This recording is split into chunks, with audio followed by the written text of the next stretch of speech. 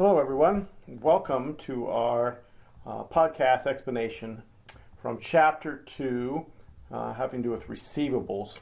Just who does owe us money.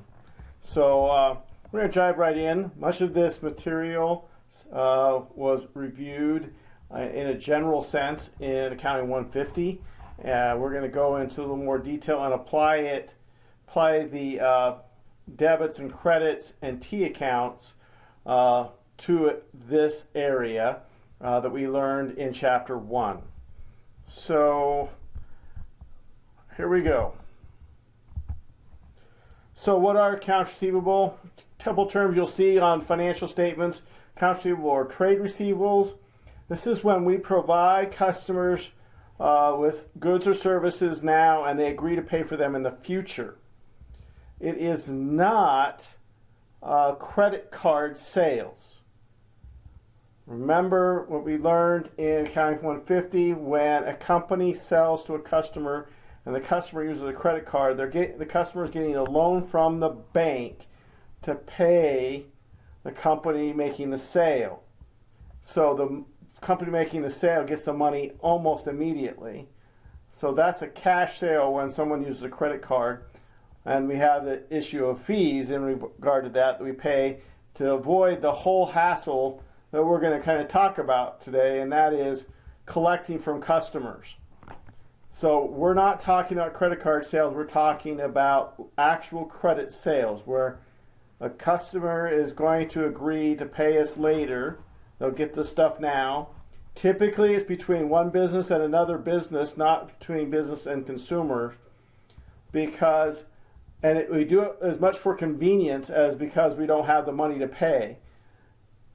Often you're making orders or you're going back and forth between a customer multiple times a week. We don't want to have to figure out all those payments, so we kind of keep track of it, add it all up, and send them one bill at the end of the month for the whole amount, and then they have until the end of, say, the next month to pay us. That's the kind of situation we're talking about. When it's paid is called the credit terms and so forth. So when you think of receivables, I want you to think about the entire list of customers that owe us money. So if we're the company with receivables, we're in our computerized accounting system keeping track of every single customer that we have sold stuff to on credit and how much they owe us. They may owe us a whole bunch of invoices. They may owe us one. But that whole list, it could be hundreds of customers, thousands even, but at least several dozen. So what we're looking at is that as the total accounts receivable. Everything everybody owes us based on what we've sold to them. Now, what we understand is we're not going to get every single dollar of that money that's owed to us. Some of those accounts are not going to pay us or only pay us partially or something of that nature. And so we're going to try to come up with what's referred to as the net realizable value. That's the amount we actually expect to receive. So we're going to look at that total, that whole long list, and we're going to realize we don't know who's not going to pay us. But we're going to, out of that whole total, we're going to kind of try to come up with an idea, an estimate of how much is not going to be received, subtract that, and get the net realizable value. So the allowance is the actual terminology we're going to use to describe the estimated amount of accounts receivable to not be received. It is a separate T account. So you're going to have accounts receivable in one T account. You're going to have allowance for bad debts or allowance for uncollectible accounts or allowance.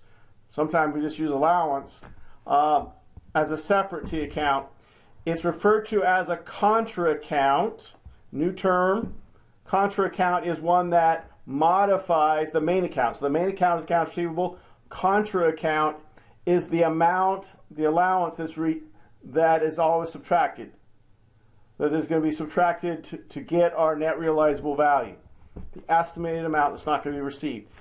The allowance by itself makes no sense. You always got to have the allowance next to or right in the same vicinity as accounts receivable.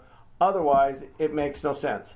But they both belong on the asset side of the equation. So on the balance sheet, we're going to have total accounts receivable. Remember, a list of all the people and what they owe us. And we're going to subtract out this estimate, and we're going to get net accounts receivable. So when it says, and we see on the financial statements, net accounts receivable, that's what we mean. Something's been subtracted to get net realizable value. The example from our textbook, Tiger's owed $1 million in total accounts receivable. That's the list of all of our customers. The allowance at year end is $40,000. That means that on the balance sheet it's going to say net accounts receivable $960,000. The million minus the 40. If we want to know what percentage we don't expect to collect, which is a good way to kind of compare one company to another, we need to take the 40,000 divide by not the 960 but the million and say it's 4%. That's what we estimate we won't be able to receive, 4% of what is the amount we are owed. So one of the expenses that goes along with sales on credit, you don't have to deal with bad debt expense. If you accept credit cards and only cash, you don't have any bad debt expense. You don't have anybody that's not going to pay you. But to increase sales, we offer this convenience of buying now and paying later. One of the expenses of offering that is that you're going to have customers not pay, no matter what you do to avoid it. We want to keep the probability low. You do credit checks. Okay, you try to give them incentives to, pay early, pay on time, but it will probably not be zero. We need to estimate in 2020 the amount of expense because of this issue that go along with the sales that were made in 2020. That's the matching principle we learned about in Accounting 150. So we match the expense to the revenue. Typically, we do this at the end of the year. We don't try to figure this out every month or every quarter, but usually once a year, and then it's recorded as an adjusting entry. You learned about adjusting entries. They're the things at kind of outside of the making transactions with outsiders. So these are internal transactions that it's easy to forget if we don't have some way to remind ourselves. And we have to usually do some calculations, and we'll see that that's the case in this one. So the allowance is a contra asset account. So it is subtracted from accounts receivable. That means what we learned about debits and credits, all right, it is increased with a credit, just the opposite of all other asset accounts. So contra means it acts the opposite of any other asset account. So a contra asset is in the asset section, but it acts opposite of a regular asset account. So it's increased with a credit. So when we speak of getting more allowance, that's a credit. That means we want to use a credit. And when we want to say it goes down, we're going to debit it. So when we want to decrease it, we want to have a debit. So the allowance is always subtracted, so when it increases, the net receivable goes down. So, for instance, if we go back to our example, if we change the allowance to $50,000, then our net receivable is going to go down to $950. So it goes, net receivables goes the opposite direction of what the allowance does.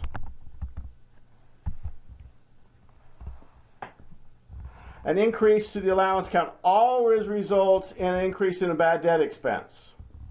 So our general journal entry when we need to change the allowance is usually we need to make the allowance go up. And so we're going to debit bad debt expense and credit the allowance. However, in the rare case that you need to make the allowance go down, you would debit the allowance and credit bad debt expense. always affects bad debt expense when you change the allowance. I should say not always. Most of the time when you're estimating or changing the allowance because of that estimate, you are going to change bad debt expense. We will see an example of when you change allowance without changing bad debt expense.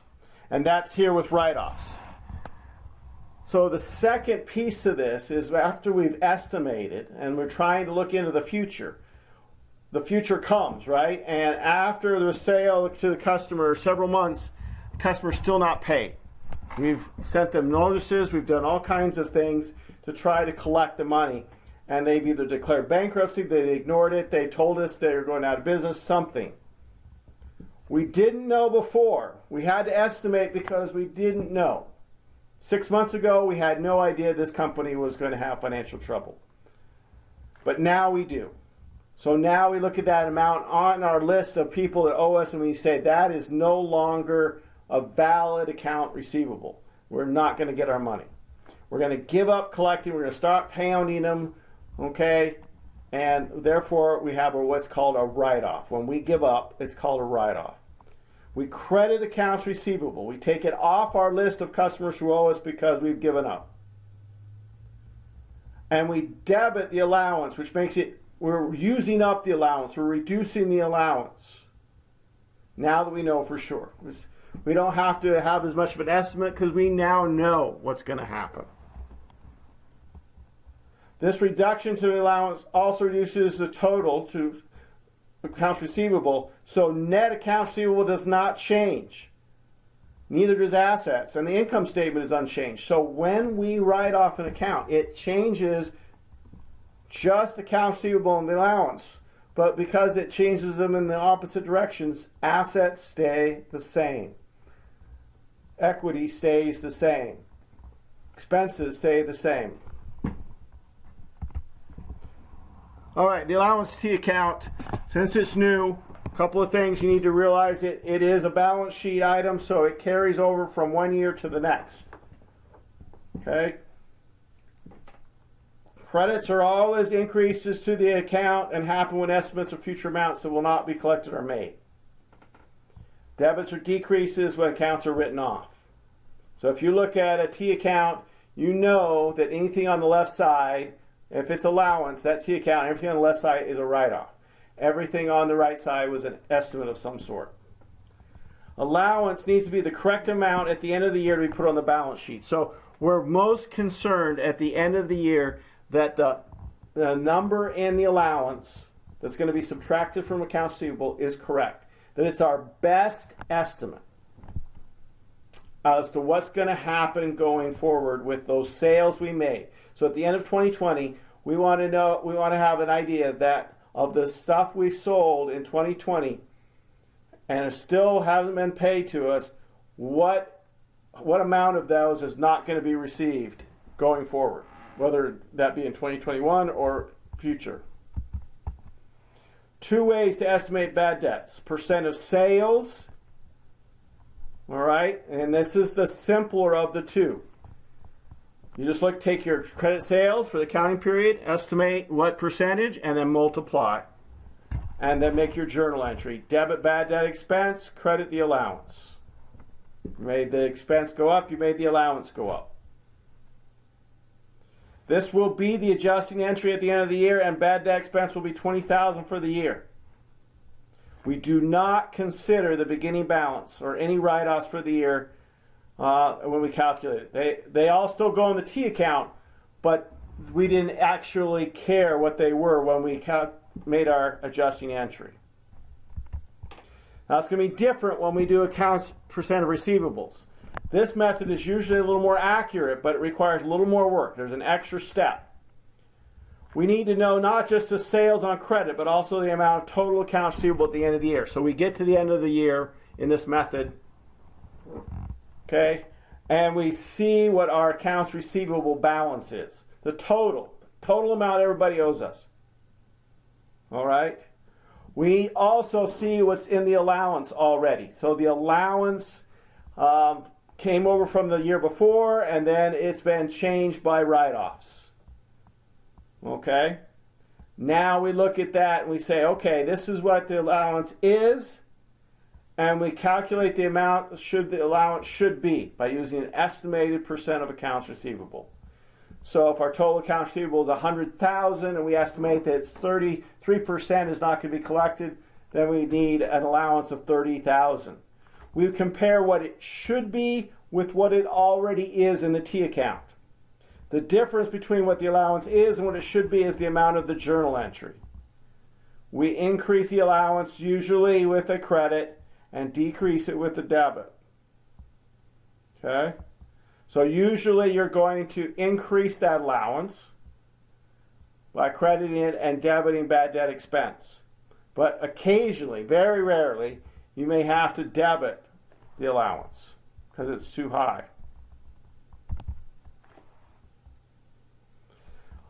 Then this last scenario could play out end of 2020. Your total accounts receivable is $850,000. At the end of 2020, the allowance is $5,000 on the debit side. That's because every time you did a write-off during 2020, all right, it was a debit to the allowance. So in theory, if you had a lot of write-offs, you could have a debit amount in your T account prior to adjustment at the end of the year. That can never be the case when you put it on the balance sheet. You could never have a debit balance in the allowance. That's always wrong when it comes time to do financial statements. But however, as you're keeping track of things during the year, that may happen. If our estimate is allowance should be 1% of total receivables, the total receivables was $850, right? Then the allowance should be $850 times 1%, simple calculation, $8,500. We need it to be $8,500 on the credit side, but it currently $5,000 on the debit side. So to get it where it needs to go, we need to credit the allowance $13,500, and we debit bad debt expense $13,500. Those are always going to be the same amount. All right? So that's the process. That's the explanation. Our second podcast explanation, we're going to go through an example, okay, and what this would look actually in the T accounts.